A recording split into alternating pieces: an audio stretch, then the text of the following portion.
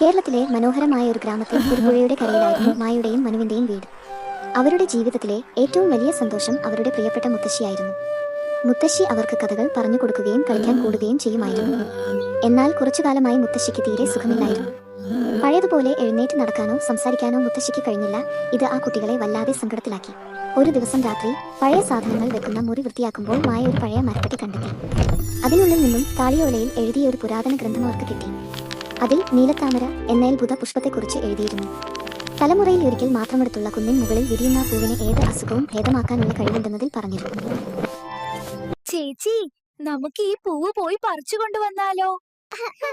അപ്പോൾ മുത്തശ്ശിക്ക് പഴയതുപോലെ സുഖമാവുമല്ലോ. പിറ്റേന്നത് രാവിലെ അവർ മുത്തശ്ശിയെ സുഖപ്പെടുത്താനുള്ള ദൗത്യവുമായി യാത്ര തുടങ്ങി. അവരുടെ ഈ സംഭാഷണം ഗ്രാമത്തിലെ ധനികനായ ഒരു വ്യാപാരിയുടെ മകൻ വരുൺ ഒളിഞ്ഞു കേൾക്കുന്നുണ്ടായിരുന്നു. വരുണിന് എപ്പോഴും പ്രശസ്തിയും അംഗീകാരവും വേണമായിരുന്നു. കുഞ്ഞുങ്ങളെ, നിങ്ങൾ എങ്ങോട്ടാണ് ഈ കാനനപാതയിലൂടെ? ഞങ്ങൾ നീലത്താമരയെ തേടി വന്നതാണ്. നീലത്താമരയെ കണ്ണുകൊണ്ട് കണ്ടെത്താനാവില്ല, മനസ്സുകൊണ്ട് മാത്രമേ കാണാൻ കഴിയൂ.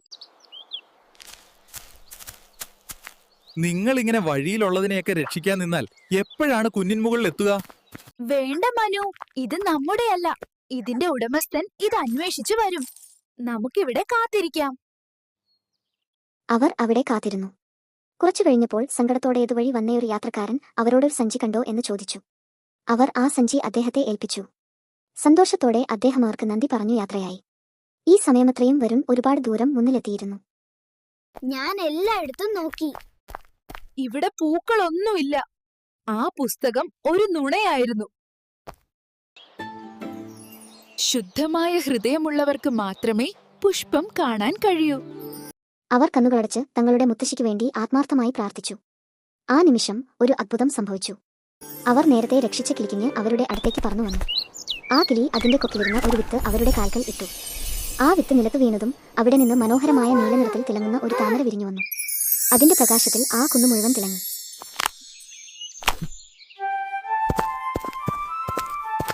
മുത്തശ്ശി, ഇത് കുടിക്കൂ. അതെ, ഇത് കുടിച്ചാൽ മുത്തശ്ശിയുടെ അസുഖം മാറും. എന്നോട് ക്ഷമിക്കണം മായ, മനു. നന്മയും ദയയും എപ്പോഴും ശുദ്ധമായ ഹൃദയങ്ങളിൽ നിന്നാണ് വിരിയുന്നത്.